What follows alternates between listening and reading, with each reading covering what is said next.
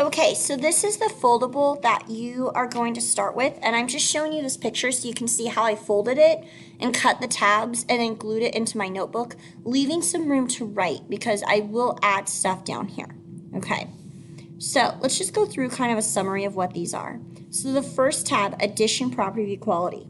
Basically what it says is if you add the same thing to both sides of the equal sign, then the equation is still balanced. So if you notice, what they're doing is they're taking and they're adding C to both sides of the equal sign, and it still is a true equation.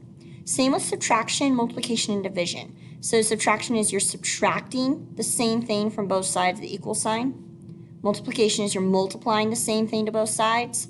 And division is you're dividing the same number or the same variable on both sides of the equal sign. And this is what lets us solve problems in algebra, are these four properties.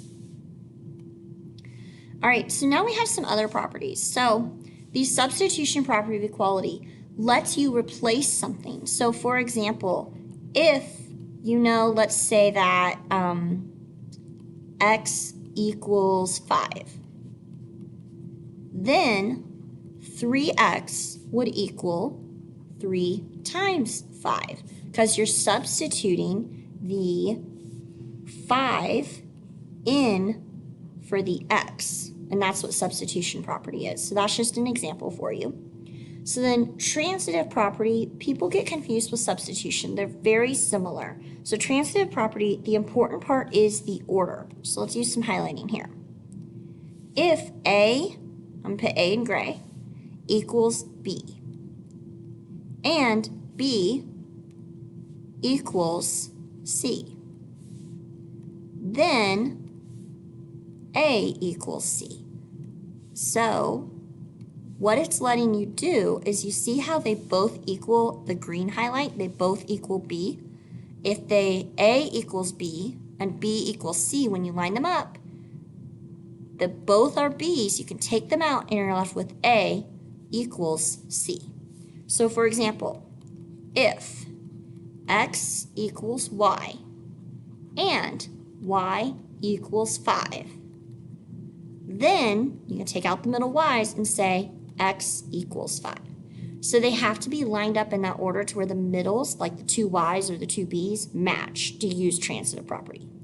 Okay, reflexive property is just saying A equals A. This property will not be used much in chapter 2, if at all. It will be used a lot in chapter 5. So for right now, we just need to know the reflexive property would be saying like, okay, 5 equals 5. Or AB equals, or is congruent to AB. I guess it'd be equals. But, so just the same thing on both sides in the same order. So this, we need to know what it is because we're learning them, but we won't use it in proofs until chapter 5. All right, symmetric property is saying if A equals B, then B equals A. Or if x equals 5, then 5 equals x.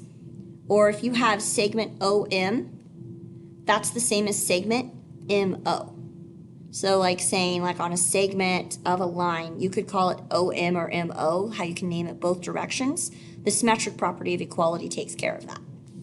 Okay, so now we're going to glue it in, and then out to the side of the transitive property, I did the transitive property of congruence. So we have the transitive property of equality in our foldable. So I need us to add the transitive property of congruence. And what that says is basically, if, let's say you have AB congruent to CD, and let's say segment CD is congruent to EF, then AB is congruent to EF. So it does the exact same thing, except instead of the transitive property of equality, it's the transitive property of congruence because you're using congruent symbols. So let's also add in a reflexive property of congruence. So like for example, what the reflexive property of congruence would say is the same thing as equality except a congruent symbol needs to be used. So basically angle A is congruent to angle A, or segment AB is congruent to segment AB. And this feels pointless until chapter 5, but I promise you there's a purpose. And then symmetric property of congruence is, let me write that down real quick. Symmetric property of congruence, of congruence is like saying if AB is congruent to CD, then you could write it the other way, CD is congruent to AB. Or you could say line segment AB is the same thing as congruent to line segment BA.